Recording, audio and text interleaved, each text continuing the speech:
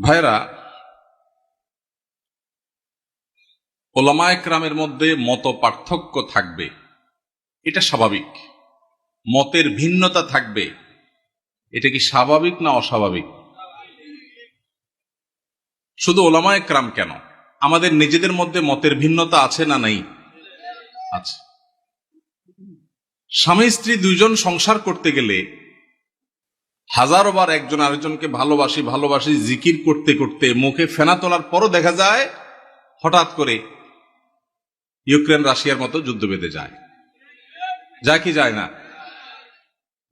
তো যারে সারাদিন ভালোবাসি ভালোবাসি যে পরিমাণ জিকির করতেছেন আর জিকির তুলতেছেন, তার সাথেও যদি আপনার বেঁধে যায়, তাহলে বোঝা গেল যত জন তত মত। মানুষের দৃষ্টিভঙ্গি, মানুষের বুঝার বেশ কম থাকে, এটা থাকবে, কিয়ামত পর্যন্ত থাকবে। সব আলেমরা সব বিষয় একমত হয়ে যাবেন, এটা কিয়ামত পর্যন্ত কখনো সম্ভব না। তাহলে মতের ভিন্নতা, ইখতিলাফ, মতের বৈচিত্র্য, এটা কখনো দোষের হতে, দোষের কোনটা ভাই? দোষের হলো এই যে কাদা ছড়াছড়ি বলতে যেটা বুঝিয়েছেন আপনি, সেটা অর্থাৎ মতভিন্নতাটা যদি মতবিরোধে চলে যায়, শত্রুতায় চলে যায়, যেখানে ইসলামের শত্রুদের সাথে লড়াই করা দরকার, সেই লড়াই যদি নিজেদের মধ্যে করে, যেই শক্তি আল্লাহ এবং তার রাসূলের দুশমন মুসলমানদের দুশমনদের বিরুদ্ধে ক্ষয় করা দরকার, সেই শক্তি যদি নিজেদের বিরুদ্ধে ক্ষয় করে, সেটা হলো নিন্দনীয়, সেটা হলো নিকৃষ্ট কাজ, সেটা হলো খারাপ কাজ। আল্লাহ তাআলা আমাদেরকে সেই খারাপ কাজ থেকে বেঁচে থাকার তৌফিক দান করুন। ভাইরা আমার, এই দেশ সেই দেশ, যে দেশ ওয়াজ মাহফিলের আওয়াজে মুখরিত হয়।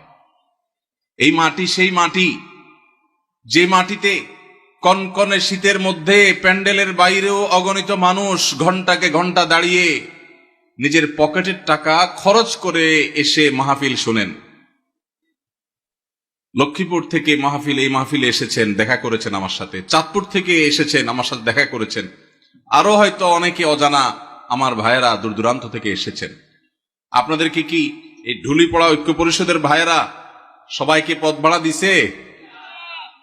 বিরিয়ানির প্যাকেট ট্যাকেট আছে আজকে? সেটাও নাই। নিজের খরচে, নিজের গরজে ওয়াজ মাহফিলগুলোতে যে স্বতঃস্ফূর্ত অংশগ্রহণ হয়, বাংলাদেশে কোন সমাবেশে এই রকম স্বতঃস্ফূর্ততার কোন দৃষ্টান্ত কেউ দেখাতে পারবে না।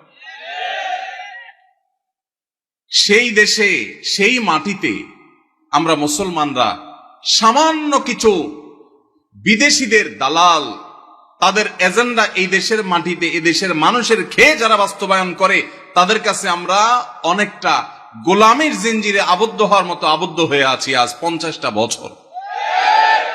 50 বছর বললে ভুল হবে, সে ব্রিটিশ আমল থেকে শুরু হয়েছে।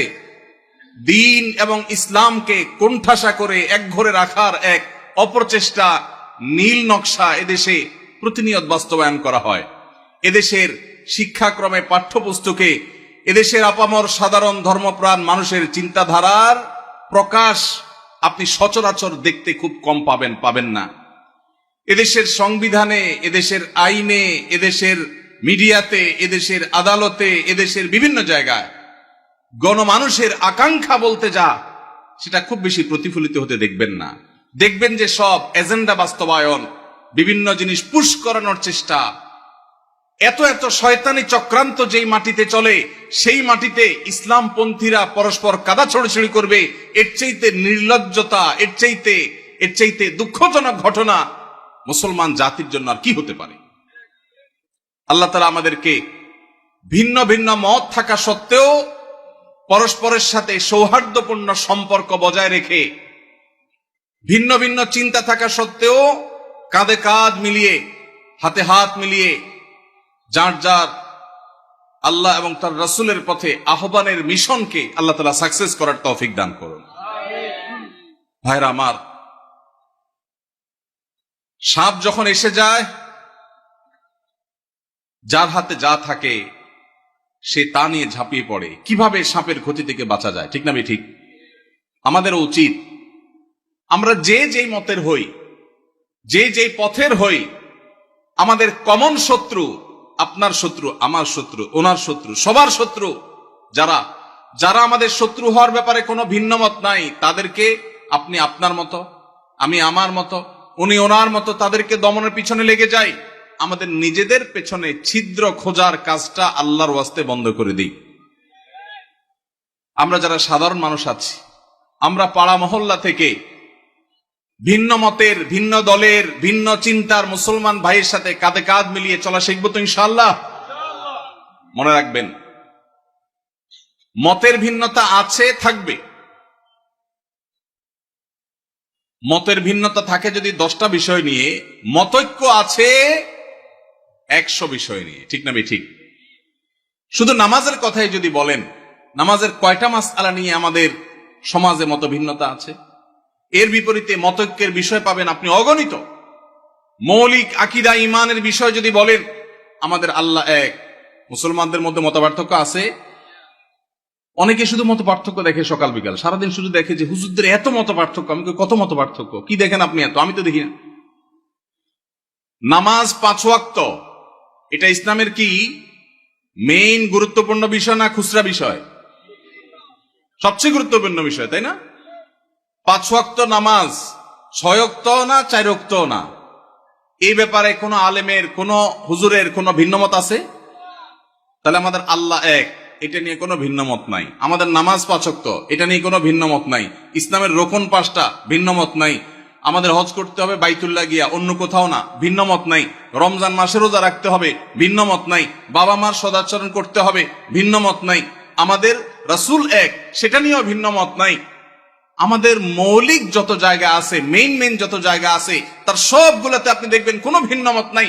শাখাগত বিষয়ে ভিন্ন মত তো স্বামী স্ত্রীর মধ্যেও হয়, ভাই ভাইও হয়, বাপ ছেলেও হয়, পার্টনারেও হয়। তাহলে এই বিষয়ে আমাদের ভিন্ন মত থাকবে, এটাই স্বাভাবিক। এই ভিন্ন মত থাকা সত্ত্বেও আপনি এক পথে গেলে মনে করছেন ইসলামের লাভ হবে, আরেকজন মনে করছে আরেক পথে গেলে ইসলামের লাভ হবে, আমি মনে করছি আরেকটা পথে গেলে ইসলামের লাভ হবে। আমাদের নিজেদের মধ্যে কামড়াকামড়ির দরকার নাই। পথ কি আমারটা ভালো না আপনারটা ভালো, এটা নিয়ে গন্ডগোলের দরকার নাই। আপনি আপনার পথে, উনি ওনার পথে, আমি আমার পথে, দ্বীনের কল্যাণে, ইসলামের কল্যাণে কাজ করি। পারলে আমার ভিন্ন মতের ভাই, তারও যেহেতু উদ্দেশ্য ভালো, তাকে সহযোগিতা করি। সেটুকু যদি কলিজায় না দেয়, অন্তত আল্লাহর রাস্তে ঠেলাঠেলি খোঁচাখুচি বন্ধ করি। আপনারা যারা আজকের মাহফিলে এসেছেন, আপনাদের কাছে আমার উদাত্ত আহ্বান, এটা আপনার মহল্লার মসজিদ থেকে শুরু হতে হবে। ভিন্ন মতের মুসলমানের সাথে মুস্কি হাসি দিয়ে সালাম দেওয়া অভ্যাস করবেন। সম্ভব হলে বাসায় দাওয়াত করবেন, চেষ্টা করবেন তো ইনশাআল্লাহ। ভিন্ন মতের মুসলমানরে বাসায় দাওয়াত দিয়ে খাওয়াইলে সওয়াব হবে না গুনাহ হবে? কি বলেন ভাই, গুনাহ হবে? ভাই মদিনা শরীফ থেকে, মসজিদে নববীর সোহবতে থেকে, মদিনা ইসলামী বিশ্ববিদ্যালয় থেকে পড়াশোনা করে অনার্স মাস্টার্স করে আসছেন। সৌদি আরবে দায়ী ছিলেন, ঢাকা ইউনিভার্সিটিতে পড়াশোনা করেছেন, অনেক যোগ্য মানুষ। ভাই, অন্য মতের আহলে কেবলা, আহলে সুন্নাত জামাতের শামিল ভাইকে দাওয়াত দিয়ে খাওয়াইলে, এমনকি যদি অন্য মতেরও হয়, রাসূল আকরাম সাল্লাল্লাহু আলাইহি সাল্লাম যদি অমুসলমানকে খাওয়ান, তো আমরা ভিন্ন মতের মুসলমানরে খাওয়াইলে সওয়াব হবে না গুনাহ হবে? ভাই কি একমত? সওয়াব হবে তো? আলহামদুলিল্লাহ। এখানকার সব হুজুররা একমত। আপনার বলেন হুজুরদের মধ্যে কোনো মিল নাই, মত পার্থক্য শুধু। কই মত পার্থক্য? আমরা 3 হুজুর একমত হয়ে গেছে আলহামদুলিল্লাহ। আমি আশা করি দেশে কোনো হুজুরের ভিন্ন মত নাই। এখন আমার প্রশ্ন, আপনি একজন তবলিগ জামাত করেন, আপনি জামাত ইসলামের এক ভাইকে, চরনাবিশা মরিদ এক ভাইকে, আহলে হাদিস এক ভাইকে আপনার বাসায় শুধু আপনার মুসলমান ভাই হিসাবে দাওয়াত দিয়া খাওয়াইছেন। এই ঘটনাগুলো আমাদের দেশে বেশি হয় না কম হয়? কম হয় মানে সচরাচর খুব একটা দেখাই যায় না। আহা, আমাদের কলিজাগুলোকে একটু বড় করতে হবে যদি আমরা আল্লাহকে খুশি করতে চাই। আল্লাহ আমাদেরকে তৌফিক দান করুন। ওলামা একরামের মধ্যে মতভিন্নতা, এটা অনেক সময় আমরা বাড়াই, অনেক সময় আমাদের এই ক্যামেরা হুজুররা বাড়ায়। ক্যামেরা হুজুররা অহেতুক মিথ্যা ভুয়া থাম্বনেল দিয়া একজনের পিছনে একজনকে লাগাই দেওয়া হয়। সামান্য ভিউ কামানোর জন্য যারা আল্লাহর দ্বীনের ক্ষতি করছেন, যারা ওলামা একরামের মধ্যকার সম্পর্ক নষ্ট করছেন, তারা আল্লাহকে ভয় করেন। এই টাকা জাহান্নামের আগুন হয়ে আপনাদেরকে স্পর্শ করবে। আমরা যারা সাধারণ মানুষ আছি, আমাদের কাজ কি? আমাদের কাজ হলো অন্তর থেকে সব মুসলমানকে ভালোবাসবো। চেষ্টা করা যাবে না ইনশাআল্লাহ?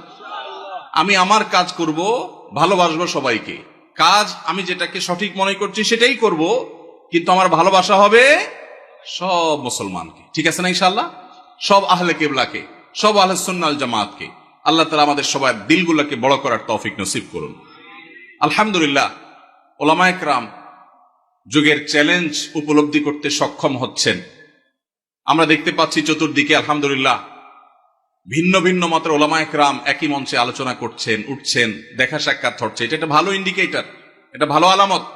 আমরাও মহল্লা মহল্লায় চর্চা শুরু করব। আমি যেটা বলেছিলাম, ভিন্ন মতের ভাইকে দাওয়াত দিয়ে খাওয়াবেন, তার বাসায় যাবেন, তার প্রতি সহমর্মী হবেন, তার জন্য দোয়া করবেন, তার ছেলেমেয়ের জন্য দোয়া করবেন।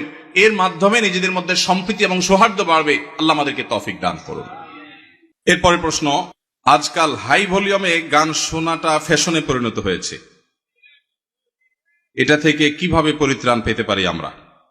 ভাইরা আমার,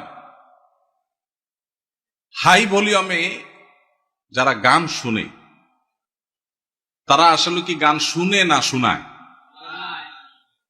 নিজে শুনতে হলে তো খুব বেশি হাই ভলিউমে গান শোনানোর দরকার নাই। নিজে শোনার জন্য তো লো ভলিউমে গান শোনাটা যথেষ্ট। যারা গান শুনতে চায়, মানুষ আছে একজন বা দুইজন এক জায়গায়, কিন্তু ফুল ভলিউম দিয়ে যখন ঝাঁকানাকা গান শুনছে, পুরো এলাকা কাঁপতেছে মাটি সহ, তারা কি নিজেরা আসলে গান শুনছে না শোনাচ্ছে? এজন্য প্রশ্নকর্তা ভাই যে ফ্যাশন লিখেছেন, খুব যথার্থ লিখেছেন। এটা যতটা না গান শোনা, ততটা তার চেয়ে বেশি ফ্যাশন। এটা হলো একটা অনাচার, একটা জুলুম, এটা হলো একটা অসভ্যতামূলক আচরণ। এটা কোনো সভ্য ভদ্র সমাজের কোন মানুষের, ভদ্র মানুষের, ভালো মানুষের কোনো আচরণ হতে পারে না। আমি সব সময় এটার বিরুদ্ধে কথা বলার চেষ্টা করি। আমাদেরকে একটা বিপ্লব করতে হবে, সেটা হলো শব্দ সন্ত্রাসের বিরুদ্ধে বিপ্লব। অনেকেই দেখা যায় বিয়ে, গায়ে হলুদ, গায়ে মরিচ, আকিকা, নানান অনুষ্ঠানের নামে হাই ভলিউমে ডেস্ক ভাড়া করে গান শুনছে। এখন আমার প্রশ্ন হলো, আপনার মনে অনেক খুশি, আপনি লাফাচ্ছেন গানের তালে তালে, ভালো কথা, হতে পারে, এটা আপনার ব্যাপার, ভালো কথা বলতে এটা আপনার ব্যাপার।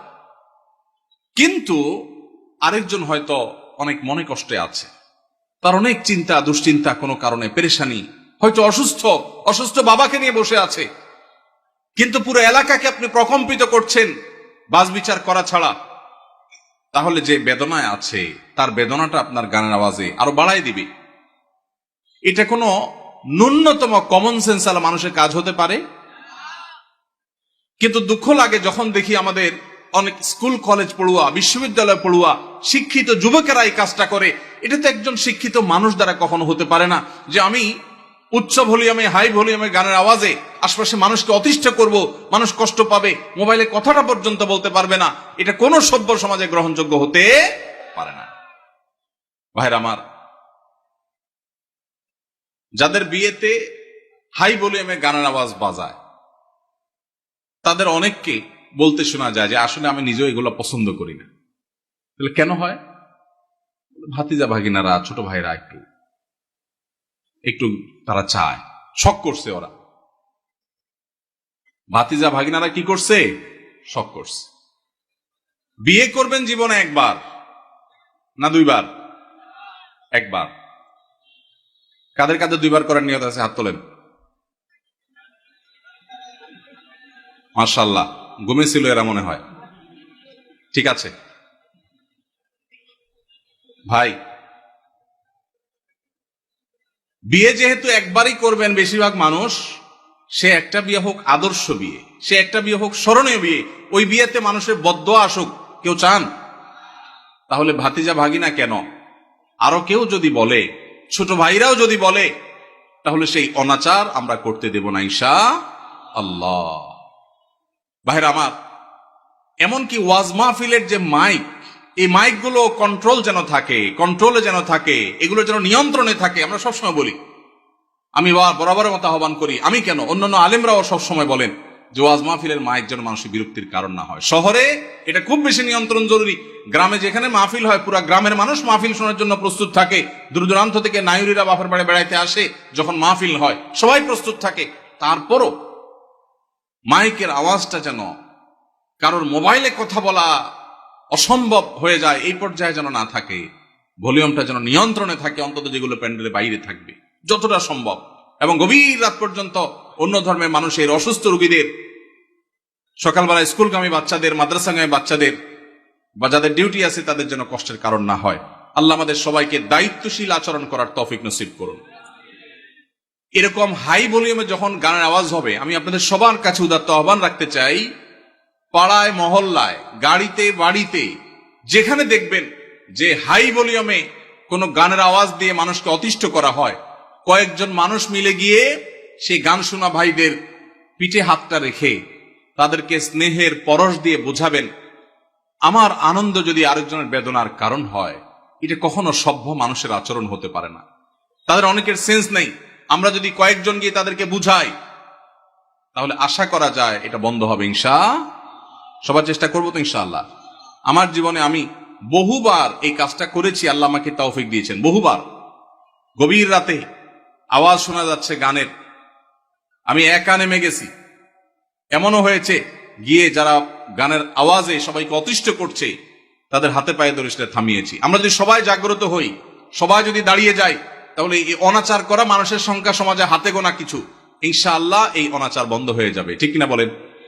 অতএব বিয়ে, বিনোদন, ধর্ম, রাজনীতি যে নামেই হোক, মানুষকে অতিষ্ঠ করে, মানুষের কষ্টের কারণ হয়, সেরকম কোন শব্দ, সেরকম কোন উচ্চ শব্দের আওয়াজ এটা কোনোভাবেই গ্রহণযোগ্য হতে পারে। সবাই আমরা সমাজে জাগ্রত হবো তো ইনশাআল্লাহ। মসজিদে মসজিদে আমাদের যুবকদের কাজ হবে, এই এলাকায় কোন প্রকার শব্দ সন্ত্রাস কেউ করলে আমরা সেটাকে থামাবার উদ্যোগ নেব। চেষ্টা করা যাবে না ইনশাআল্লাহ? আমি কাউকে আইন হাতে তুলে নিতে বলছি না, কিন্তু আমাদের সবাইকে দায়িত্বশীল আচরণ করতে হবে, সৎ কাজের আদেশ, অসৎ কাজের বাধা প্রদান করতে হবে ইনশাআল্লাহ। ইমাম সাহেবকে মূল্যায়ন না করলে কি গুনাহ হবে? কিভাবে মূল্যায়ন করব? ইমাম সাহেবদের মূল্যায়ন না করলে গুনাহ তো অবশ্যই হবে। ইমাম সাহেবরা হলেন ওলামায়ে কেরাম, নবীদের ওয়ারিস। তাদের এই সমাজ তেমন কোনো মূল্য দেয় না। মুসলিম প্রধান রাষ্ট্র, বেশিরভাগ ট্যাক্স পেয়ার মুসলমান, অথচ 4 লক্ষ মসজিদের ইমাম সাহেবকে যদি রাষ্ট্র মূল্যায়ন করত, তাহলে রাষ্ট্রের চেহারাই পরিবর্তন হয়ে যেতে পারত। 4 লক্ষ মসজিদের যে নেটওয়ার্ক সারা দেশে আছে, রাষ্ট্র যদি এই ইমাম সাহেবদেরকে রাষ্ট্রের বিভিন্ন গুরুত্বপূর্ণ কাজে তাদেরকে যদি ইনভলভ করত, প্রশিক্ষণ দিয়ে প্রস্তুত করত এবং তাদের থেকে যদি সার্ভিস নিত, তাহলে দেখা যেত রাষ্ট্রের অনেক বড় বড় কাজ মসজিদের ইমাম সাহেবদের দ্বারা সমাধান করা যেত। এত বিশাল লোকবল, এত বিশাল জনগোষ্ঠী, মসজিদের এত বিশাল বড় প্ল্যাটফর্ম, এত বড় মিডিয়া, এই সবগুলোকে রাষ্ট্র যদি অন করত, রাষ্ট্রের চেহারায় চেঞ্জ হয়ে যেতে পারত। কিন্তু ওই যে বলছিলাম, সে ব্রিটিশ আমল থেকে শুরু হয়েছে, আজও পর্যন্ত মুসলমানের দেশে মুসলমানরাই সবচেয়ে বেশি কোণঠাসা এবং দুর্বল। মুসলমানরাই সবচেয়ে বেশি বৈষম্যের শিকার, জুলুমের শিকার। ওলামায়ে কেরাম, মুসলমান প্রধান সমাজে যাদের মূল্য থাকার কথা, তাদের সমাজ রাষ্ট্র মূল্য দেয় না, এমনকি আমরা সমাজের মানুষও মূল্য দেই না। ঠিক না বেঠিক? ইমাম সাহেবদের মূল্যায়ন কিভাবে করবেন? তাদের মূল্যায়ন করবেন, তাদেরকে সবচেয়ে বেশি সম্মান করবেন। কারণ নবী করিম সাল্লাল্লাহু আলাইহি ওয়াসাল্লাম বলেছেন, মাল্লাম ইউবাজ্জিল আলিমানা ফালাইসা মিন্না। যে ব্যক্তি আমার উম্মতের আলিমদেরকে সম্মান দেয় না, মর্যাদা দেয় না, ইজ্জত দেয় না, সে আমার উম্মত হতে পারে না। অতএব আপনার মসজিদের ইমাম সাহেব আপনার কাছে সম্মানিত হতে হবে।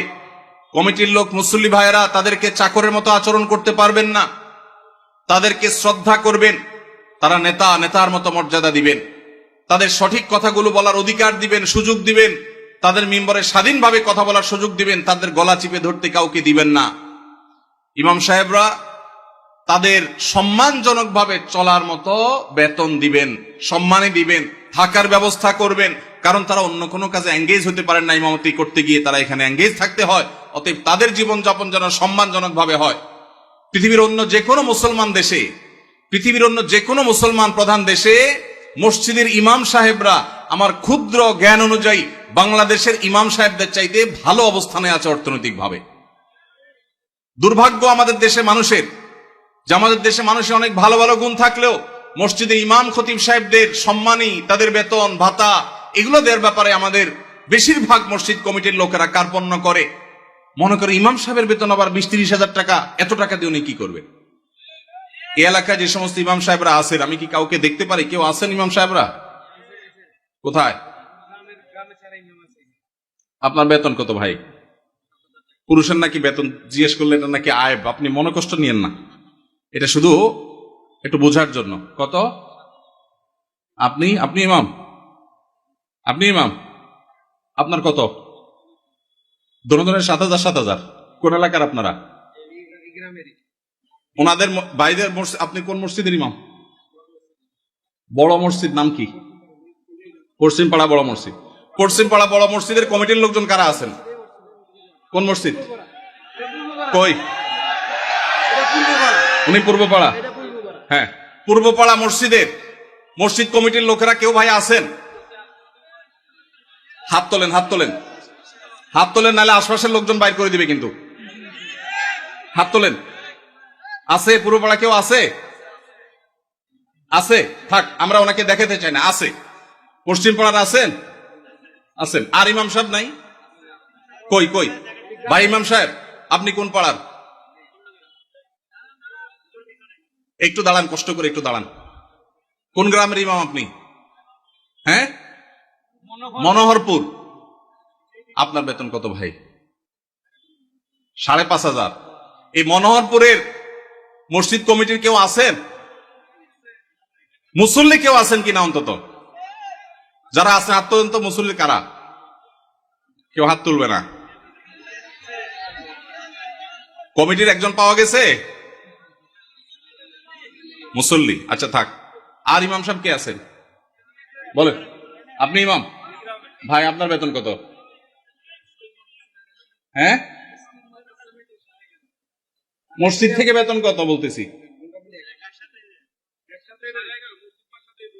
মসজিদ মাদ্রাসা দুই ডিউটি বেতন 11.5। তার মানে আমরা যদি 5.5 ধরি, তাহলে 5.5 মসজিদ থেকে বলা যায়। 5 ওয়াক্ত নামাজ পড়ান, ইমামতি করেন, 5 ওয়াক্ত নামাজ পড়ান, 5,500 জুমা সহ। আপনার কোন এলাকা? এই গ্রামের নাম বলেন? ডুলিপাড়া। কই মাহফিলের আয়োজক কারা? সামনে আসেন না, সামনে আসেন। কই পোস্টার কই? নাম বলার আগে সামনে আসেন। নামই নাই, চালাকেরা। আচ্ছা, আর ইমাম সাহেব আছেন? আর 1-2 জন কই ভাই? কোন এলাকার? পাশের এলাকার। বেতন কত? হ্যাঁ, 8,000। কোন এলাকার? নোয়াগ্রাম। নোয়াগ্রামেরও ভাইরা নিশ্চয় আছেন। আমি আপনাদের শরম দিতে চাই না, আপনাদের কারো হাতও তুলতে চাই না। ইমাম সাহেবদের জবানবন্দি নিলাম, ধন্যবাদ। আর কোন ইমাম সাহেব আছেন? মুরব্বী দাঁড়ান একটু। ইমাম সাহেব দাঁড়ান কষ্ট করে। কোন এলাকার ভাই? জি,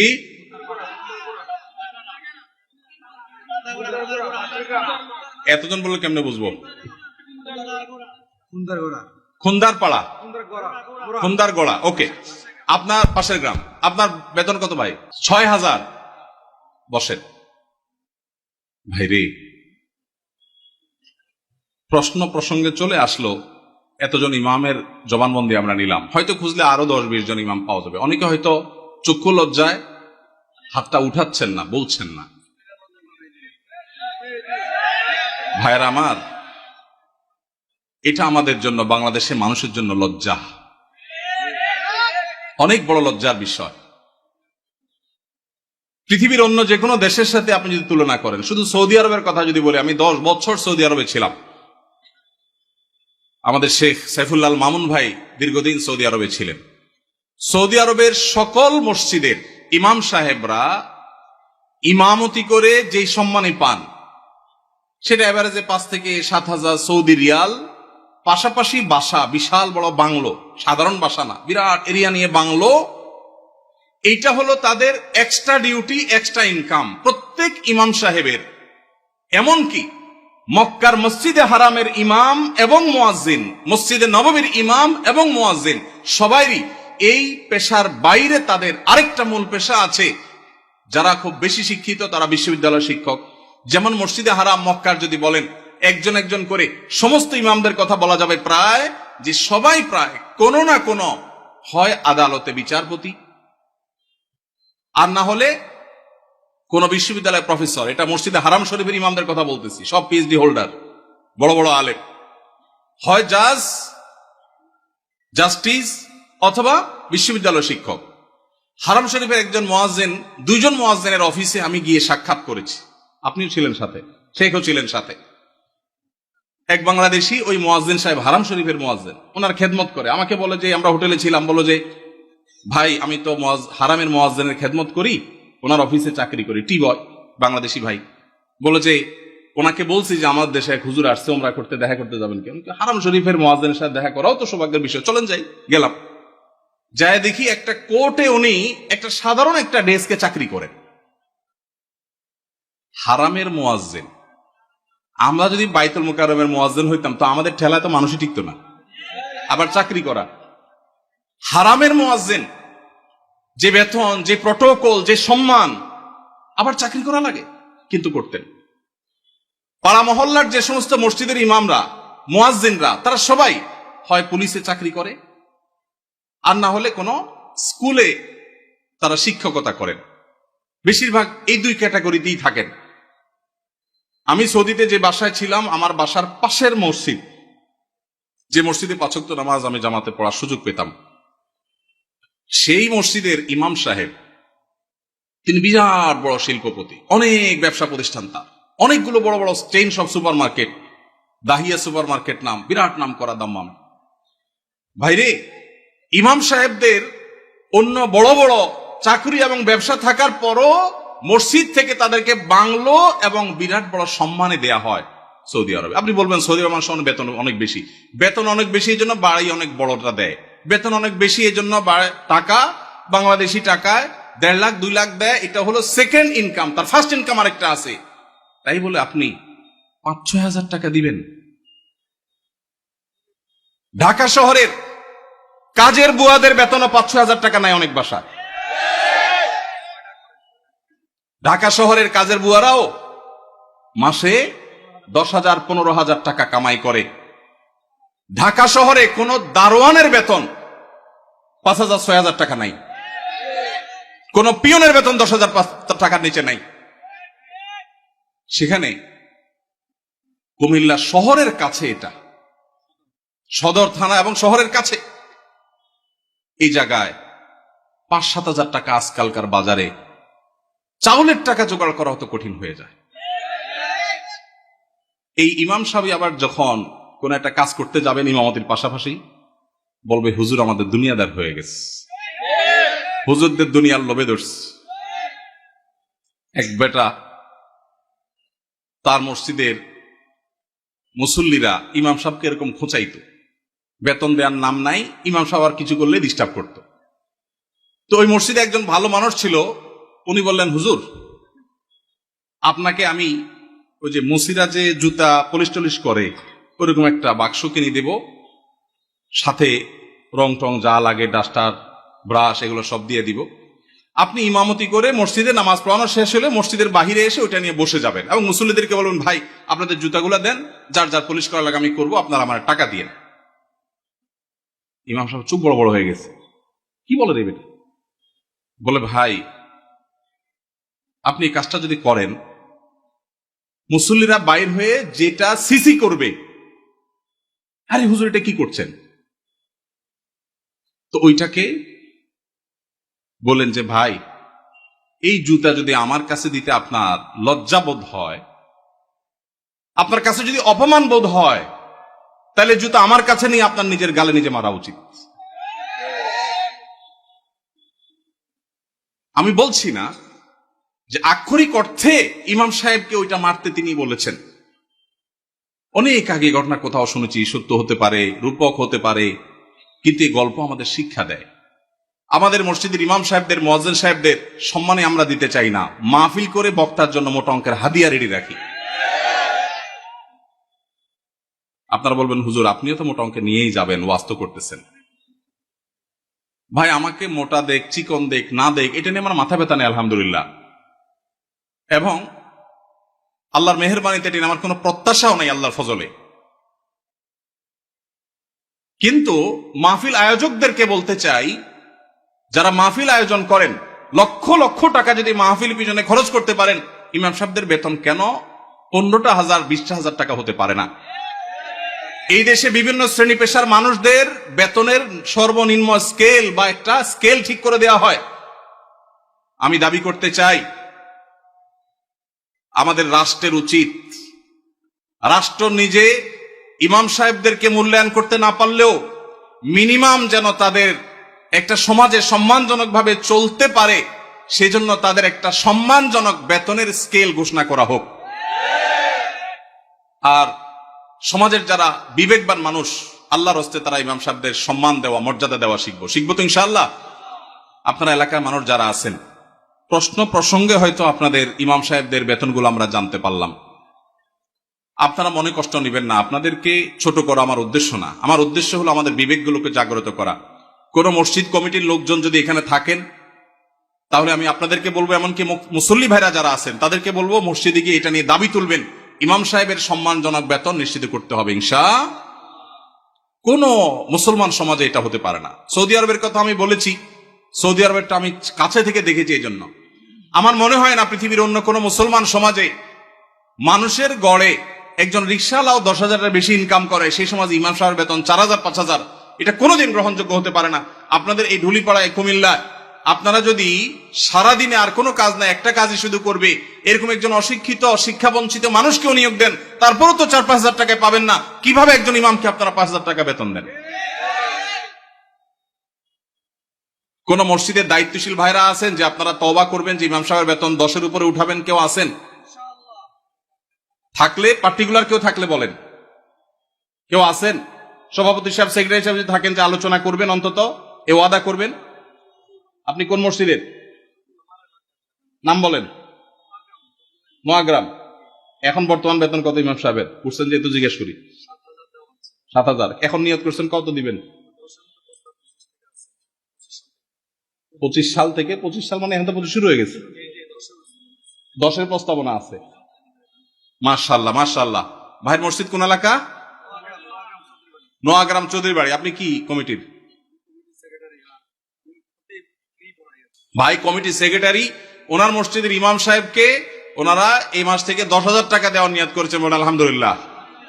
আমরা বলবো 10,000 নয়, যেহেতু এখন একবার বাড়াইছেন ভালো কথা, 6 মাস পরে বা 1 বছরের মাথায় 15,000 টাকা করবেন ইনশাআল্লাহ।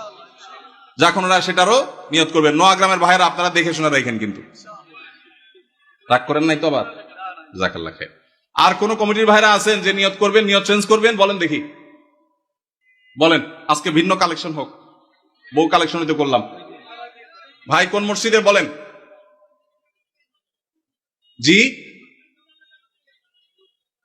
মাশাআল্লাহ, 10,000 রানিং দিচ্ছেন।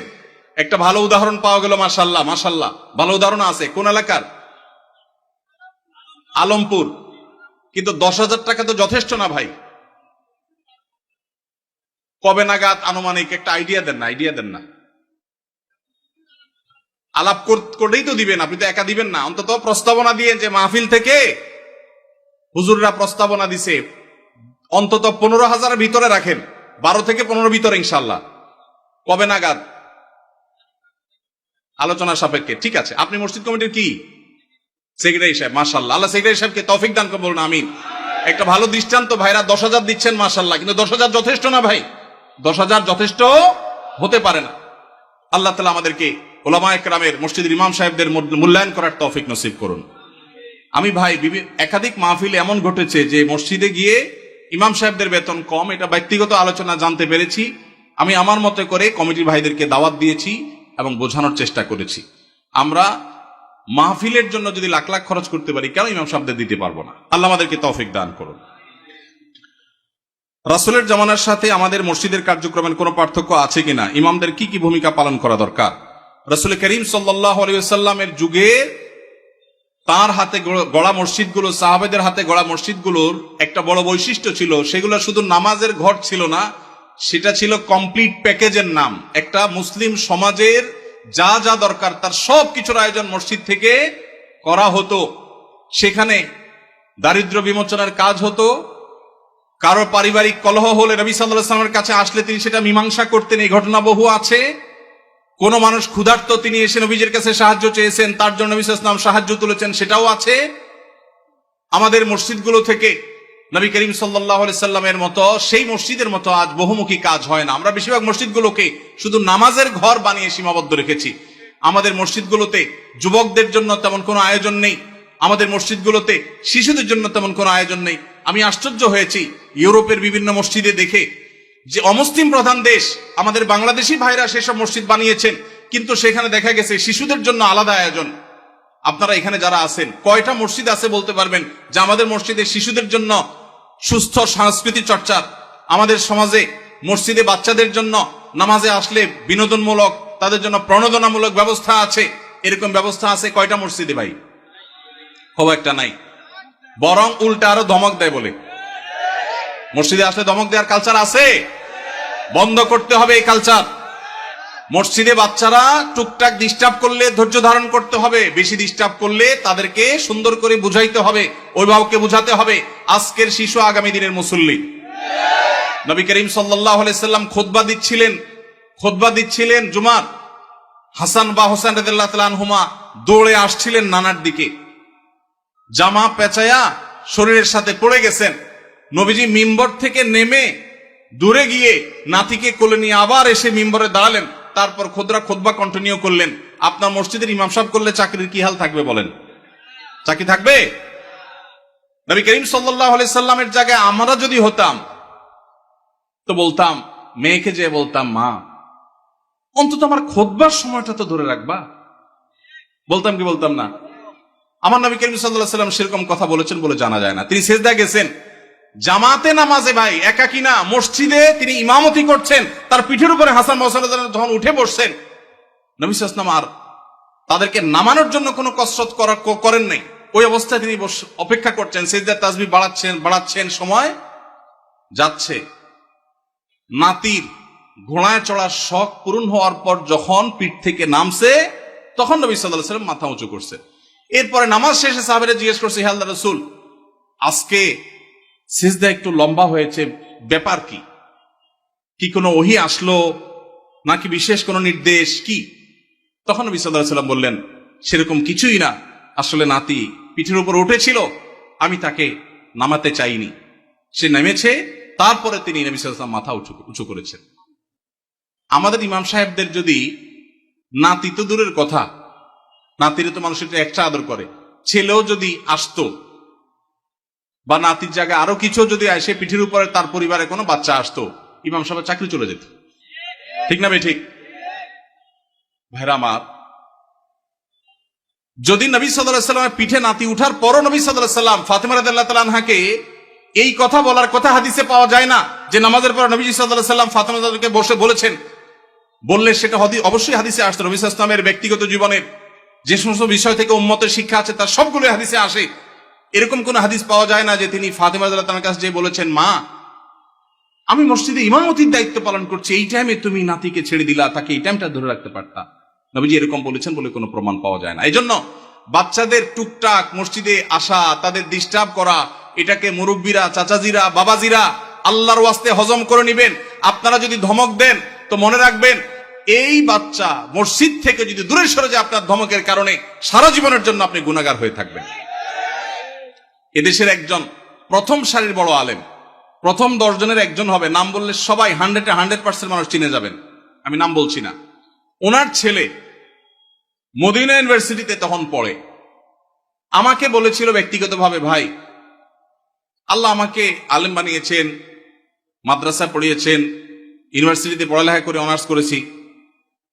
আমি ছাত্র বা শৈশবে ছোট জীবনে মসজিদ থেকে ধমক খাইছি এক মুরব্বীর।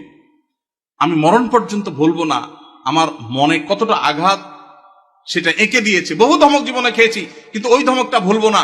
মসজিদে গিয়েছি বহুত আবেগ নিয়ে, অনুভূতি নিয়ে, একটু দুষ্টামি করেছি, যেই ধমক খেয়েছি আমার ভেতরটা কেঁপে উঠছে। আমি চিন্তা করি, আমার জায়গায় একজন সাধারণ মুসলমান যে এতটা ইসলাম বুঝে না, হয়তো স্কুল কলেজে পড়েছে, সে যদি আঘাতটা পাইতো সে হয়তো নাস্তিক হয়ে যেত, সে তো ইসলাম থেকে দূরে সরে যেত। এই জন্য মসজিদ থেকে বাচ্চাদেরকে ধমক দিবেন না। আদর্শ মসজিদের জন্য, বাচ্চাদের জন্য, যুবকদের জন্য, এমনকি মা বোনদের দ্বীনি শিক্ষার জন্য চিন্তা ভাবনা ফিকির, তাদের জন্য পর্দা প্রাইভেসি রক্ষা করে কিভাবে তাদেরকে দিনদার বানানো যায়, ফরজে আইনের ইলম শেখানো যায়, সেই ব্যবস্থাপনা থাকতে হবে। মসজিদ থেকে জনসেবামূলক কার্যক্রম থাকতে হবে। জনসেবার জন্য পয়সার দরকার নাই, ইচ্ছা যথেষ্ট। আমি একটা ক্যাম্পেইন শুরু করছি, প্রত্যেক এলাকায় যুবক ভাইয়েরা ইমাম সাহেবদের নেতৃত্বে এলাকা পরিচ্ছন্নতা অভিযানে নেমে যান। আপনার এলাকাটা সবচেয়ে ক্লিন রাখেন। প্রতিদিন এক ওয়াক্ত নামাজের পরে 10 মিনিট করে এলাকা ভাগ করে নেন, সারের বস্তায় করে সব ময়লা গালা কুড়িয়ে এক জায়গায় এনে সেটাকে জ্বালিয়ে দেন বা শেষ করেন, এলাকাকে পরিচ্ছন্ন করেন। আরো হাজারটা কাজ করা যায় পয়সা কড়ি ছাড়া। সামান্য একটু মেহনত করলে, পরিশ্রম করলে দেশের চেহারা আমরা পরিবর্তন করতে পারবো ইনশাআল্লাহ। আল্লাহ আমাদের সবাইকে মসজিদে নববীর মতো একটা বহুমুখী কার্যক্রম বিশিষ্ট মসজিদ আমাদেরকে করার তৌফিক নসিব করুন। আমাদের পরিবারে অনেকে অনেক সময় বড় রোগে আক্রান্ত হন, যেমন cancer, brain tumour, liver cirrhosis ইত্যাদি। এই ধরনের রোগের চিকিৎসার ক্ষেত্রে অনেকে তার পুরো সম্পদ বিক্রি করে ফেলে, নিঃস্ব হয়ে যায়। শরীর দৃষ্টিকোণ থেকে কতটুকু সম্পদ ব্যয় করা উচিত এবং ইসলামের নির্দেশনা কি? যদি আল্লাহ না করুন কেউ দুরারোগ্য ব্যাধিতে আক্রান্ত হন, যার চিকিৎসায় লক্ষ লক্ষ টাকার দরকার হয়, তার জমি জমা বিক্রি করা লাগে, প্রশ্নকর্তা ভাইয়ের জানার বিষয় হলো তার টোটাল অ্যাসেট থেকে কত পার্সেন্ট তার নিজের ট্রিটমেন্টে খরচ করা যাবে? এর উত্তর হলো এর কোনো পার্সেন্টেজ শরীয়ত ঠিক করে দেয় নাই। তার ট্রিটমেন্টের জন্য যদি তার টোটাল সম্পদ বিক্রি করা লাগে, সেটা বিক্রি করার অধিকার ইসলাম তাকে পরিপূর্ণভাবে দিয়েছে। মানুষের সম্পদের ক্ষেত্রে শরীয়ত তাকে এতটা স্বাধীনতা দিয়েছে যে তার সম্পদ কি করবে না করবে এক্ষেত্রে কারোর সেখানে কোনো নাক গলাবার অধিকার, সন্তানদের এটা বলার অধিকার নাই যে বাবা তুমি নিজে চিকিৎসা সব খরচ করবো, আমরা কি করব, এটা বলার অধিকার নাই। অনেক কুলাঙ্গার সন্তান আছে, বাবার এরকম সিরিয়াস পর্যায়ে হয়ে গেলে জমি বিক্রি করতে দেয় না, বরং বাধা দেয়। আছে না নাই?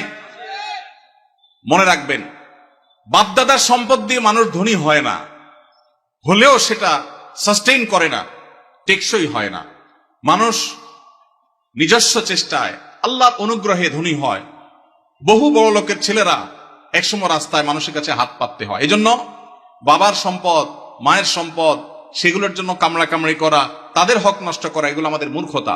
তবে হ্যাঁ, কেউ যদি মনে করেন যে দুরারোগ্য ব্যাধিতে আমি আক্রান্ত হয়েছি, এখানে ট্রিটমেন্ট করে আসলে লাভ হবে না, ডাক্তারদের অ্যাসেসমেন্ট অনুযায়ী মৃত্যুই নিশ্চিত এবং জটিল পরিস্থিতি, তাহলে সেক্ষেত্রে আমার বাচ্চারা তারা অসহায় হয়ে যাওয়ার চাইতে আমি সুন্নত হিসাবে ট্রিটমেন্ট করি, কিন্তু খুব বেশি অ্যাগ্রেসিভলি ট্রিটমেন্টের জন্য খরচ করবো না। এটা যদি কেউ সিদ্ধান্ত নেয় তো সেই এখতিয়ারও শরীয়ত ওই ব্যক্তিকে দিয়েছে, অবস্থা বুঝে তিনি ডিসিশন নেবেন।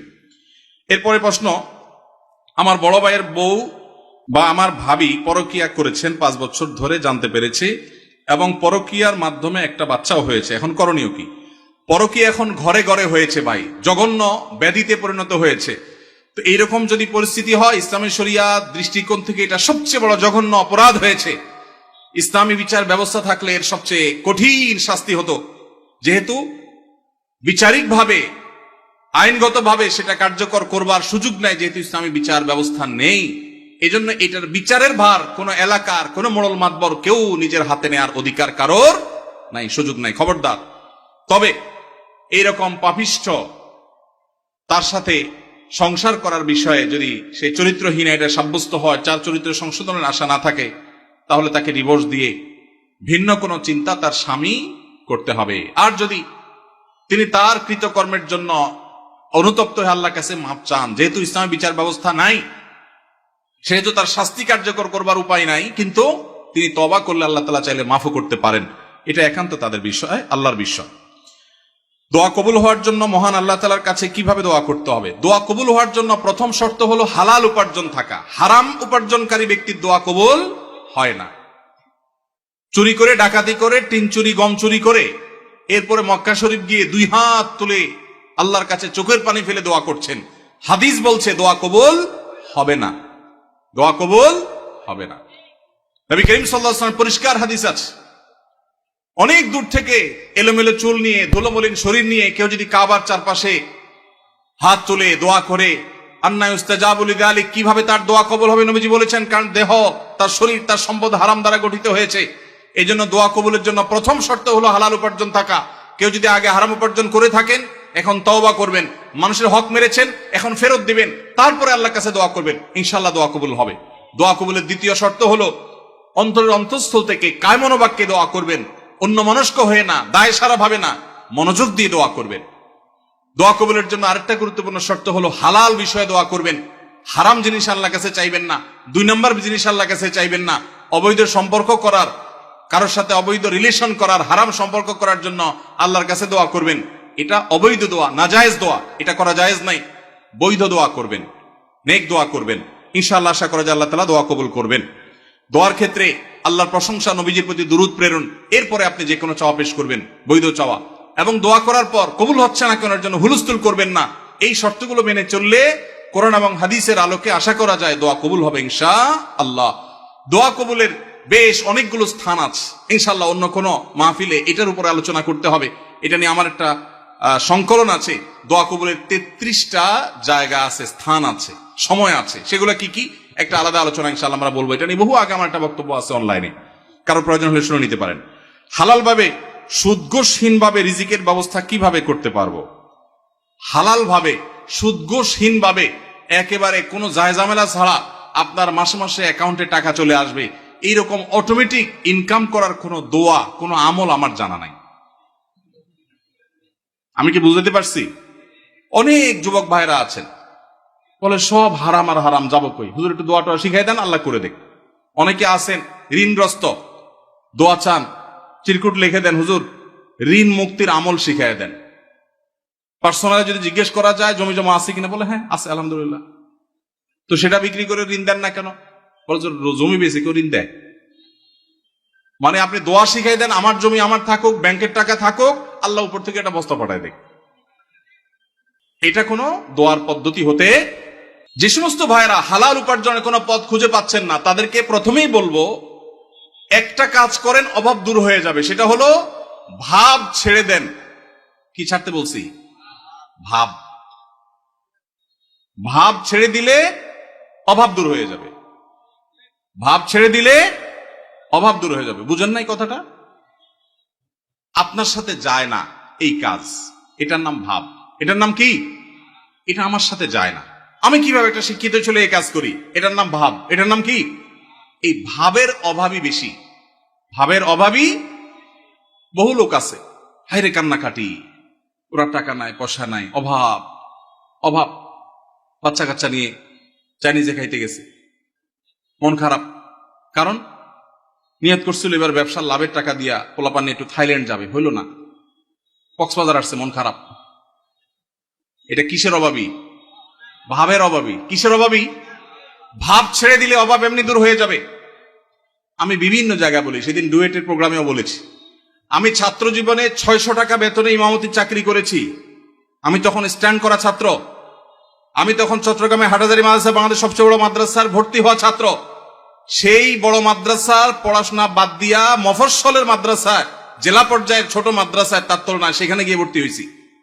ঢাকা ইউনিভার্সিটি রেখে গ্রামের মফস্বলে কলেজে ভর্তি হওয়ার মতো আমি সেই কাজ করেছি। আমি সেই ছেলে 600 টাকা বেতন ইমামতি করে, বাবা যখন ব্যবসা করতে করতে দেয়ালে পিঠ থেকে গেছে, তখন চিন্তা করলাম আমার ভালো মাদ্রাসায় পড়ালেখার চাইতে এই মুহূর্তে বাবার পাশে দাঁড়ানো দরকার। সেখানে গেছি, কই আলহামদুলিল্লাহ ওই অবস্থায় ইমামতি করে, কয়েক কিলোমিটার সাইকেল চালিয়ে, মক্তব পড়িয়ে, তারপর পড়ালেখা করে 10 stand, 3rd stand, 2nd stand, 3টি স্ট্যান্ড আমার ছাত্র জীবনে আল্লাহ করার তৌফিক দিয়েছেন। এবং এই সব বরকত আল্লাহ তাআলা ওই সময় দিয়েছেন যখন আমি স্ট্রাগল করি, যশোর যুব প্রশিক্ষণ কেন্দ্রে ইমামতি করি। 4টি বছর, একদিন দুই দিন না। এখন যুবকরা বলে যে অভাব কিভাবে দূর করব? আমের সিজনে 10 কেজি আম নিয়ে বসে যান। 10 কেজি আমের দাম কত? আত্মীয় স্বজন বন্ধু বান্ধব চাইলে অনেকের কাছ থেকে পেয়ে যাবে। 5 টাকা 10 টাকা করে লাভ করেন, 11 কেজির টাকা হয়ে যাবে। এরপর 11 কেজি নিয়ে বসেন, আস্তে আস্তে সামনে বাড়েন। যুবকরা এখন চাকর হইতে চায়, উদ্যোক্তা হতে চায় না। আসুন্নাহ ফাউন্ডেশন আপনাদেরকে উদ্যোক্তা বানাতে চায় ইনশাআল্লাহ। আমরা একটা সার্কুলার দিয়েছিলাম কিছুদিন আগে। আমাদের কাছে এমনি সাহায্যের জন্য আসা লোকের অভাব নাই। সার্কুলার দিয়েছিলাম যে যেই কোনো গরিব, অভাবী, যুবক, তরুণ, যে কোনো বয়সের মানুষ, সে যদি আবেদন করে আর বলে আমার একটা দক্ষতা আছে, 100 লাখ টাকার পুঁজি হলে আমি পায়ের উপর দাঁড়াইতে পারবো। সে যদি এটা সুন্দর করে বুঝাইতে পারে তো ফাউন্ডেশন সেটা করবে। আপনারা জেনে অবাক হবেন, এই সার্কুলার দিয়ে 1-1.5 মাস গত হয়ে গেছে, এখনো পর্যন্ত আমরা তেমন কোনো আবেদন পাইনি। ফেসবুকে ওপেন সবার জন্য, যে কেউ গুগল লিংকে ক্লিক করে দিতে পারে, কিন্তু উল্লেখযোগ্য আবেদন নাই। বেশিরভাগ যুবকই মনে করে যে একটা রেডিমেড সার্টেন অ্যামাউন্ট হয়ে গেলে আমার সব হয়ে যাবে। আল্লাহর সাথে চুক্তি করে, আল্লাহ 1,10,000 দিলে চলবে, একটা বাইক, একটা ফোন, আর ইউ টাইপের একটা বিজনেস আইডিয়া, ব্যাস। এই বংবাং মার্কা চিন্তা করে কোনোদিন অভাব দূর হবে না। পরিশ্রমী হতে হবে, পরিশ্রমী। রাজি আছেন তো ইনশাআল্লাহ? মুসলিম তরুণ কখনো অলস হতে, নবী সাল্লাল্লাহু আলাইহি ওয়াসাল্লাম দোয়া করেছেন, আল্লাহুম্মা ইন্নী আউযু বিকা মিনাল আজজি ওয়াল কাসাল, আল্লাহ আপনার কাছে অলসতা থেকে পানা চাই, আমি অলস হতে চাই না। আল্লাহর কাছে দোয়া করেছেন, সেখানে আমরা অলস থাকি। কোনো কাজকে ছোট মনে করবেন না, অলস হবেন না। যেখানে যা পাবেন পরিশ্রমী হয়ে লেগে যাবেন, ইনশাআল্লাহ আল্লাহ তাআলা আপনার হালাল উপার্জনের শত পথ বের করে দিবেন। চেষ্টা করা যাবে না ইনশাআল্লাহ? দুইটা জিনিস বলেছি, কোন কাজকে ছোট মনে করা যাবে। আমি যত বড় মানুষ হই, ছোট কাজ করতে অসুবিধা কি? আমি একটা ব্যবসা করার প্ল্যান অনেকদিন থেকে করছি। আলহামদুলিল্লাহ, আমি 10 বছর সৌদি আরবে প্রবাসে ছিলাম। আল্লাহ তাআলা অনেক বরকত সেখান থেকে দিয়েছেন। সেটা দিয়ে আল্লাহ তাআলা ছোট ছোট 2টি ফ্ল্যাট করার তৌফিক দিয়েছেন। 10 বছর চাকরি শেষে সৌদি আরবে এতগুলো টাকা একসাথে পাওয়া যায়, ওই যে ভাই জানেন। এই সবগুলো টাকা দিয়ে আল্লাহ তাআলা যে ছোট ছোট 2টি জায়গা দিয়েছেন, তার ভাড়ার টাকা আসে, আমার ডাল ভাত খেয়ে বাঁচা যায়। তারপর আমি ব্যবসা করতে চাই, কারণ আমি চাই যে আমার ভাইয়েরা, আমার দিনী ভাইয়েরা, তারা শিখুক যে পরিশ্রম করতে হয় হালাল উপার্জনের জন্য। অন্যের উপার্জনের পথ যেন খোলে সেজন্য চেষ্টা করতে হয়। এই জন্য সুদ ঘুষ ছাড়া, হারাম ছাড়া উপার্জনের পথের জন্য কায়িক পরিশ্রম শুরু করে দেন, চেষ্টা করা শুরু করে দেন। আস-সুন্নাহ ফাউন্ডেশন স্কিল ডেভেলপমেন্ট ইনস্টিটিউটে বেকার তরুণদেরকে প্রশিক্ষণ দেয়। প্রশিক্ষণের পর কাউকে পুঁজি দিয়ে ব্যবসা দেওয়া, কাউকে চাকুরি দেওয়া, কাউকে বিদেশে চাকরির সন্ধান করে দেওয়া, এই কাজটা আস-সুন্নাহ ফাউন্ডেশন করছে। শত শত যুবকের জন্য করছে। Open for all. সামনে রমাদান উপলক্ষে স্মল বিজনেস ম্যানেজমেন্টের কোর্সের জন্য আবেদন করা হচ্ছে। দেশের যে কোনো জায়গা থেকে যে কেউ আবেদন করতে পারবে। আমাদের ফেসবুক পেজ দেখলে পাবেন। আল্লাহ তাআলা আমাদের ভাইদের হালাল উপার্জনের পথ উন্মুক্ত করে দিন, বলুন আমিন। বোনের হক আদায় করা গুরুত্বপূর্ণ কাজ, কিন্তু যদি এমন হয় যে 2 ভাইয়ের মধ্যে একজন বোনের হক দিতে আগ্রহী, অপরজন দিতে রাজি নন, এক্ষেত্রে যিনি দিতে চান তিনি যে দিতে পারছেন না, তার জন্য গুনাহ হবে কিনা? ভাইরা আমার, এই প্রশ্ন অনেকের। অনেক পরিবারে একজন ভাই আল্লাহ ভীরু, তিনি বোনের হক দিতে চান, আল্লাহর ভয় আছে, কিন্তু বাকি ভাইরা দিতে চান না। কি করবেন? উত্তর হলো, যে ভাই দিতে চান তিনি বাবার সম্পদ থেকে, ধরা যাক 2 ভাই আছেন, 1 বোন আছেন, ওই 1 বোনকে দিবেন বলে 1 ভাই রাজি না, আরেক ভাই রাজি। যিনি রাজি, বাবার সম্পদ থেকে 50% করে 2 ভাই ভাগ করে নিয়েছেন। যদি এমন হয়, তো যেই ভাই দিতে রাজি তিনি তার 50%-এর মধ্যে বোনের হক কতটুকু, কোন আলেমের কাছ থেকে জিজ্ঞেস করে যে আমার ভাগে কতটুকু আসছে, ততটুকু তিনি দিয়ে দিবেন। অপর ভাই যে তার ভাগের অংশটা দেন নাই, এর জন্য তিনি আল্লাহর কাছে বুঝবেন। এখন যদি আপনি মনে করেন 1 ভাই যদি দিতে চাচ্ছেন, আমি কি করব? আপনার করার আছে, আপনার অংশ থেকে আপনি আপনারটুকু দিয়ে দিবেন, ইনশাআল্লাহ আল্লাহর কাছে আপনি দায়মুক্ত হয়ে যাবেন। কেউ মারা গেলে বা ধর্মীয় পরিচয় দিতে গেলে বলা হয় তিনি সম্ভ্রান্ত মুসলিম পরিবারে জন্মগ্রহণ করেছেন। আমার জানার বিষয় হলো, সম্ভ্রান্ত পরিবার বলতে কি বোঝানো হয়? ভাইরা আমার, খুবই প্রয়োজনীয় একটি প্রশ্ন। বহু আগে আমি, আমার ফেসবুক আইডি ছিল একটা, আইডিটা ডিঅ্যাক্টিভ হয়ে গেছে, নাই এখন আর। সেখানে আমি এই বিষয়ে একটা ছোট্ট স্ট্যাটাস লিখেছিলাম, অন্তত 10 বছর আগে হয়তোবা। এটা খুবই গুরুত্বপূর্ণ বিষয়। আপনারা প্রায় শুনবেন কোন নেতা, কোন পয়সাওয়ালা বা যে কোনো মানুষ মারা যাওয়ার পর তার ব্যাপারে কোনো নিউজ করা হলে বা কোথাও লেখা হলে, এমনকি পরিচয় দিতে গেলে, ধর্মীয় পরিচয় দিতে গেলে বলা হয় তিনি অমুকের ছেলে অমুক, তিনি অমুক গ্রামের একটি সম্ভ্রান্ত মুসলিম পরিবারে জন্মগ্রহণ করিয়াছেন।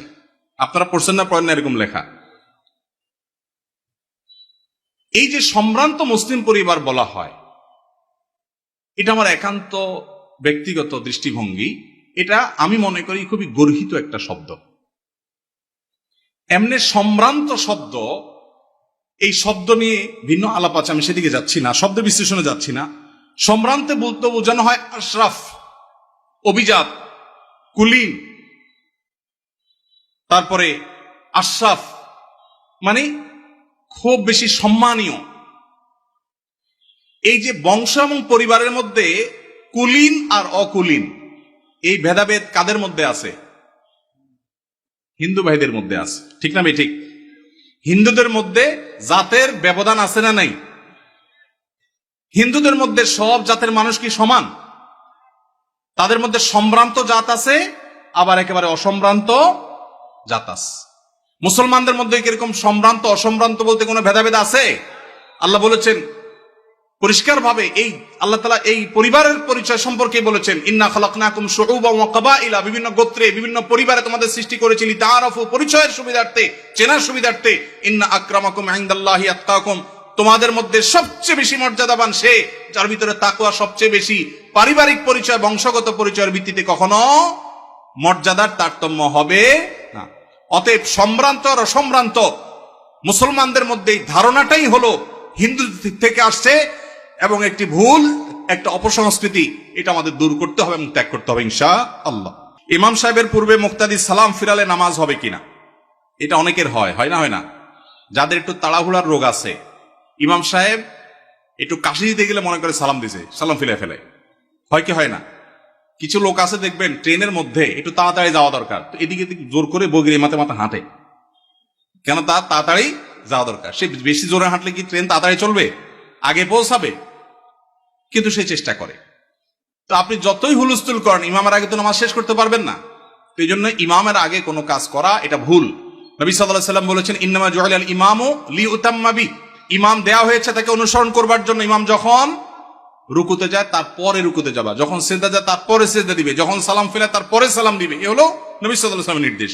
অতএব ইমাম সালাম ফেরানোর আগে সালাম ফিরানো যাবে না। যদি কেউ ইমাম সালাম ফেরানোর আগে সালাম ফিরিয়ে ফেলেন, তাহলে হানাফি মাযহাবের ওলামাদের মতে নামাজ হয়ে যাবে, কিন্তু এরকম করাটা মাকরুহ। আর অন্য অনেক ইমামদের মতে নামাজই হবে না, কারণ ইমামরা আনুগত্য করা ওয়াজিব। যেহেতু আমাদের এদেশে বেশিরভাগ মানুষই হানাফি ফিক ফলো করেন, হানাফি ফিক, হানাফি মাযহাব অনুযায়ী এটা মাকরুহ তাহরিমি, এটা করা উচিত না। কখনো যদি ভুলে হয়ে গেছে তাহলে সেটা মাকরুহ হবে না, সেটা মাফ। এটা অবশ্য সবার মতে, ভুলে হয়ে গেলে গুনাহ হবে না, নামাজ হয়ে যাবে ইনশাআল্লাহ তাআলা। তাহলে হানাফি মাযহাব আমাদের মতে নামাজ হয়ে যাবে, কিন্তু কাজটা অনুচিত। আর যদি একান্ত অসতর্কতাবশত হয়ে যায় তাহলে সেটা মাফ, কোনো অসুবিধা নেই, নামাজ তো সর্বাবস্থায় হবে। রবিবারে বাঁশ কাটা অমঙ্গল, এই কথার কোনো ভিত্তি আছে কিনা? এটা কুসংস্কারের জন্য কথা ভাই। ছেলে মেয়ে পালিয়ে বিয়ে করলে তাদের বিয়েতে সাক্ষী হওয়া জায়েজ আছে কিনা? পালায় বিয়ে করবে কেন? পালায় এত মানুষ চুরি করে, অথবা চুরি করার পরে পালায় যায়, ঠিক না? ঠিক। হয় পালায় চুরি করে, আর নাহলে চুরির পরে ধরা পড়লে পালায় যায়। বিয়েকে ভালো কাজ না খারাপ কাজ? এই ভালো কাজটা পলায় কেন করবে? বাবা মাকে জানায় করতে হবে। কোন ছেলে মেয়ে এরকম পলাপলি করে বিবাহ করতে গেলে তাদের বিবাহের সাক্ষী না হয়ে পারলে ধরে বাপ মার কাছে নিয়ে আসবেন, এনে বলবেন, চাচা এবার আপনি বিয়ের ব্যবস্থা করেন, আমি এবার সাক্ষী হই। আমি পলাপলির বিয়েতে সাক্ষী কেন হতে যাব? এটা বন্ধ হওয়া উচিত। এবং বন্ধু হিসাবে ওই বন্ধুর উপকার করতে চাইলে কোনোভাবে কলা কৌশলে চাচা চাচিকে রাজি করিয়ে বিয়ের ব্যবস্থা করবেন, কিন্তু পলাপলি করে যেন তারা বিয়ে না করে, প্রয়োজন অপেক্ষা করে বাবা মাকে রাজি করার চেষ্টা করে, সেটা তাদেরকে বোঝাবেন। ওয়াকফকৃত না হলে মসজিদে জুমার নামাজ পড়া যাবে কিনা? যদি কোনো মসজিদে ওয়াকফ করা হয়নি, টেম্পোরারি মসজিদ, অন্য কারোর জায়গায় নামাজ পড়া হচ্ছে, তিনি অনুমতি দিয়েছেন, জুমা হবে। ওয়াকফ করা জুমা হওয়ার জন্য শর্ত না, মসজিদের মর্যাদা পাওয়ার জন্য ওয়াকফ করা শর্ত। ইতিকাফের জন্য মসজিদের মর্যাদা পাওয়া শর্ত, ওয়াকফ করা শর্ত। কিন্তু জুমা টেম্পোরারি কোনো জায়গায় কেউ ভাড়া দিয়েছেন বা অনুমতি দিয়েছেন, বা আপনার কোনো ফ্ল্যাটে মসজিদে কোনো বিশেষ পরিস্থিতি যাওয়ার পরিবেশ নাই, অথবা বিদেশে মসজিদ দূরে কোনো শহরে মসজিদ নাই, তখন যে কোনো জায়গায় ওই জায়গার মালিকের অনুমতি থাকলে, বাধা না থাকলে, সেখানে জামাতে জুমার নামাজ পড়া যাবে। উকিল বাবার সাথে দেখা করা জায়েজ আছে কিনা? বাবা বলা যাবে কিনা? উকিল বাবা হলো 2 নম্বর বাবা। আমাদের সমাজে উকিল বাবার প্রথা অনেক বেশি আছে, আপনাদের এলাকায় আছে? এটা হলো 2 নম্বর বাবা, নকল বাবা, নকল। এই নকল বাবা হওয়াও জায়েজ নাই, এই নকল বাবা বানানো জায়েজ নাই। ভাইরা আমার, বিয়ে শাদীতে আমাদের দেশে মনে করা হয় যে একজন উকিল বাবা লাগে, এরকম একটা ধারণা আছে না নেই? মেয়ের ইজিন আনার জন্য গায়রে মাহরাম একজন উকিল বাবা হয়, অনেক সময় যায় অনুমতি আনে। এইভাবে উকিল বাবা বানানো পরিষ্কারভাবে হারাম, পরিষ্কারভাবে। মুরব্বীরা ভালো করে শুনে রাখেন, যারা যারা উকিল বাবা আছেন এই বাবাগিরি ছেড়ে দেন। বাংলাদেশে বাবার কোনো শেষ নাই। খাজা বাবা, উকিল বাবা, ন্যাংটা বাবা, কত বাবা আছে। আল্লাহ তাআলা এই সমস্ত নকল বাবা থেকে আমাদেরকে হেফাজত করুন। বিয়ে উপলক্ষে কোনো উকিল বাবা টাবা চলবে না। নিজের বাবা বেঁচে থাকলে সেই বাবা তিনি নিজে নিজের সন্তানের বিয়ে দিবেন, ব্যাস। মেয়ের অনুমতি বাবা আনতে যাবেন। জাজ্জল্যমান বাবা উপস্থিত, আগাগোড়া 5 হাতি বাবা আছে, এরপরও দেখা যায় আরেকজন উকিল বাবা সেজে সেখানে নাটক করতে যায় অনুমতি আনার জন্য। এই নাটক করা জায়েজ নাই, পরিষ্কারভাবে হারাম, পর্দাহীনতার কারণে। বিশেষ করে গায়রে মাহরাম কেউ যখন উকিল বাবা সাজে, ওই মেয়ে সারা জীবন তারে বাপ বাপ ডাকে, খানা খাওয়ায়। এটা আমাদের সামাজিক মানে একটা কুসংস্কার বলতে পারেন, এর সাথে ইসলামের কোনো সম্পর্ক। যুবকরা বিয়েতে কোনো উকিল বাবা যেন না থাকে। মুরব্বীরা যারা যারা যার যার বিয়ের উকিল বাবা আছেন, আল্লাহর হস্তে বাবাগিরি ছেড়ে তওবা করে আল্লাহর কাছে চলে আসেন, চেষ্টা করবেন তো ইনশাআল্লাহ। এই উকিল বাবার নাম দিয়া পর্দাহীনতা 2 নম্বরই হাজারটা জিনিস হয়। নিজের বাবারই খবর নাই, কিসের আবার উকিল বাবা। হ্যাঁ, উকিল বাবার লগে বললো ভাগছে কোন মেয়ে। আল্লাহ মাফ করুক আমাদেরকে। ওই যে বেশরিয়তি কাজ করলে তো একটা না একটা অঘটন ঘটবেই। এই জন্য এই সমস্ত অন্যায় কাজ করা যাবে না। জনাব, আমার ভাগ্নির একটা ছেলে ও মেয়ে 3-4 বছরের বাচ্চা আছে। তার স্বামী ঝগড়া অবস্থায় তালাক শব্দ ব্যবহার করেছে। সবাই এই সংসার মিলায়া দিয়েছে 2 বছর পূর্বে। এখন আবার গত 20 দিন আগে 3 তালাক ঝগড়া অবস্থায় দিয়েছে। এখন তওবা পড়ে নেওয়া যাবে কিনা জানাবেন। তালাক হলে মসজিদে হারামের শেখ সুদাইস সহ অন্য যত ইমাম সাহেবরা আছেন, ওনারা সবাই যদি এনে ওনাদেরকে আনানো হয়, ওনারা আসার পর যদি জামাই বউকে তওবা পড়ায় দেয়, তারপরও সে বিয়ে টিকবে না। এই মাসআলাতে পৃথিবীর কোনো আলেমের কোনো ভিন্ন মত নাই। তালাক যদি হয়ে যায়, তওবা দিয়া সেটা কখনো রিকভার হয় না। এটা হলো ছুরি মারার মতো। দিলাম ছুরি মেরে, এরপরে তওবা করলাম, সরি বললাম, জিব্বা কামড়াইলাম, ইমাম সাহেব এসে আমার তওবা পড়াইলো, উনি তো জীবিত হয়ে যাবে না? হবে? সালাসুন জিদ্দুহুন্না জিদ্দুন ওয়া হাজলুহুন্না জিদ্দুন। আমার অনেক দিনের একটা শখ, তালাক নিয়ে একটা ওয়াজ করব, 2 ঘন্টার একটা ওয়াজ করব। কারণ এদেশে ঘরে ঘরে চুন থেকে নুন খসলে তালাক দিয়ে দেয়। এরা হলো ছোট লোক। এরা কোন লোক? কথায় কথায় যারা স্ত্রীকে তালাকের কথা বলে, এই পুরুষগুলো হলো ছোট লোক। মহিলাদের খুশি হওয়ার কারণ নাই। কথায় কথা যে মহিলা বলে আর করব না, তোমার সংসার বাবা বাড়ি চলে যাব, এরাও ছোট লোক। আল্লাহ তাআলা আমাদেরকে এই ছোট লোক থেকে বাঁচার তৌফিক নসিব করুন। নির্লজ্জের মতো কিছু হলে তালাকের কথা বলে। আমি এই ঘটনা বহু জায়গায় বলছি। আমার এক হুজুর ছিলেন, তালাকের মাসালা জিজ্ঞাসা করতে আসলে আগে ধরে কষায়া পিটা দিতেন, এরপরে মাসালা দিতেন। এখন এই মাসালা যার জন্য জিজ্ঞাসা করছেন, এই আমলটা আমি করতে পারতাম তো। আসেনি এখানে আসামি? আসেনি? ভাইগা গেছে? আসামি বলে ভাগছে প্রশ্ন দিয়া। ভাইরা আমার, চুন থেকে নুন খসলে তালাক দেওয়া জঘন্য অপরাধ, খুবই খারাপ অভ্যাস। যুবক ভাইরা, বউয়ের সাথে ঝগড়া লাগলে আমি বলি, পারলে একটা চিমটি দিয়েন, একটা ধাক্কা দিয়ে দিয়েন, আল্লাহর রাস্তায় তালাক দিয়েন না। চিমটি ধাক্কা যদি বেশি দেন, ব্যথা বেশি পায়, আপনার বিচার করা যাবে, এটার একটা রিকভার করা যাবে, তওবা টবায় কাজ হবে। কিন্তু তালাক দিয়া বসছেন, তওবায় কাজ হবে না। এই মাসআলায় তাদের সংসার করা না করার বিষয়ে এলাকার বড় আলেম বা বড় মাদ্রাসা গিয়ে কি ঘটছে পুরো বিস্তারিত জেনে তারপর উত্তর নেবেন। কারণ কোন বিশেষ কেস নিয়ে আমরা প্রশ্নোত্তর এরকম সেশন উত্তর দেই না যে হ্যাঁ আর সংসার নাই বা আছে। কারণ তালাকের মাসআলা এভাবে উত্তর দেওয়া যায় না, পুরো ডিটেল জানতে হয়। এটা কোনো আলেম বা কোনো দারুল ইফতা গিয়ে কোনো ফতোয়া গিয়ে জেনেও তারপরে সেটা অনুযায়ী সমাধান করবেন। কিন্তু এইটুকু জেনে রাখেন, তালাক যদি হয়ে যায়, তওবা পড়ায় কোনোদিন তালাক টিকানো, সংসার টিকানো যায় না। এই জন্য তালাক দিতে সাবধান। কখনো মুখ ফসকের আগের চোটে তালাক দিবেন না। তালাক দিতে হলে ঠান্ডা মাথায় পরামর্শ করে ডিসিশন নিয়ে তারপরে সামনে আগাবেন। আল্লাহ আমাদেরকে তৌফিক দান করুন। যে সমস্ত মেয়ের বাবারা মোটা অঙ্কের মোহর ধার্য করেন এই ধান্দায়, এরা নিকৃষ্ট বাবা। এই নিকৃষ্ট বাবাদের কপালে কখনো দুঃখ ছাড়া সুখ আসবে না। অনেক বাবা আছেন মোহর ধরেন 10 লাখ 20 লাখ, কেন? যাতে না ছুটে। এ ভাই, টাকা বেশি ধরলে কি বিয়ে বেশি টিকবে? মুরব্বী যারা আছেন খবর নেন, অল্প স্বল্প মোহরের টাকা ছিল, কিন্তু বিয়ে মাশাআল্লাহ এখনো টিকে আছে। আর যুবক 10 লাখ 20 লাখ মোহরের টাকা ফুটুস ফুটুস করে ভাঙে। ঠিক না ভাই? ঠিক। বাবাজির মোহর টাকা কত ধরা হয়েছিল? বাবাজি, আপনার মোহর কত ধার্য ছিল? 2 লাখ। কত আগে বিয়ে করছেন আপনি?